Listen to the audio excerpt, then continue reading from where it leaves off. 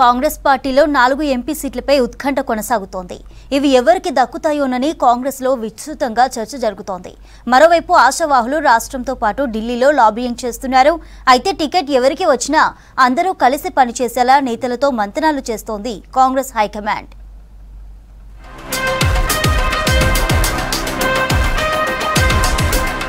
Congress high command 3 దశల్లో రాష్ట్రంలో 13 MP స్థానాలకు అభ్యర్థులను ప్రకటించింది. మరో 4 సీట్లు ఖమ్మం, వరంగల్, కరీంనగర్, హైదరాబాద్ ను పెండింగ్ లో ఉంచింది. ఈ సీట్లకు భారీగా పోటీ ఉంది.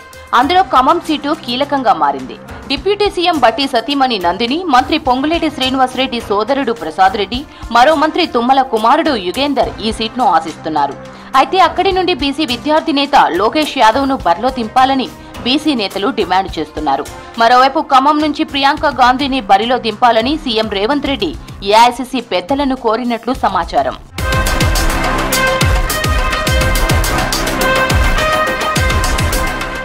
ఇక వరంగల్ టికెట్ కోసం దొమ్మటి సాంబయ్య, పరంజ్యోతి, నమిండ్ల శ్రీనివాస్, పస్నూరి దయాకర్ పేర్లు వినిపిస్తున్నాయి. సాంబయ్య పేరు ఓకే అయినట్లు కొందరు నేతలు చెబుతున్నా జిల్లా నేతల మధ్య సమన్వయం లేక ఆయన పేరు ప్రకటించడం లేదని టాక్. సాంబయ్య కాకుంటే మరో నేతకు టికెట్ దక్కే ఛాన్స్ ఉంది.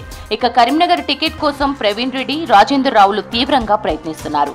అయితే బీసీ కోటాలో తీన్మార్ మల్లన్నను కరీంనగర్ నుండి బరిలోకి దింపాలని హస్తం నేతలు భావిస్తున్నారు. హైదరాబాద్ లోక్సభ సీట్ కోసం షాన్వాస్ తబసుం, ఆనందరావుతో పాటు మరికొందరు మైనార్టీ నేతల పేర్లు పరిశీలనలో ఉన్నాయి.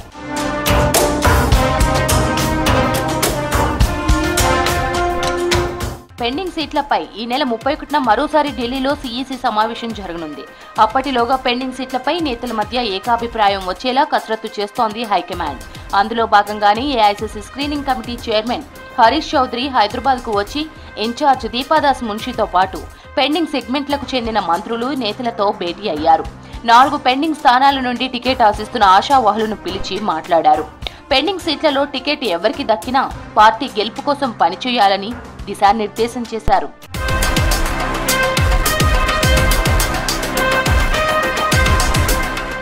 మరో 2 రోజుల్లో జరిగే సీఈసీ సమావేశంలో పెండింగ్ సీట్లకు అభ్యర్థులను ప్రకటించాలని ఏఐసీసీ భావిస్తోంది. దీంతో టికెట్ ఆశించే నేతలతో పాటు పార్టీ నేతల్లో ఉత్కంఠ కొనసాగుతోంది.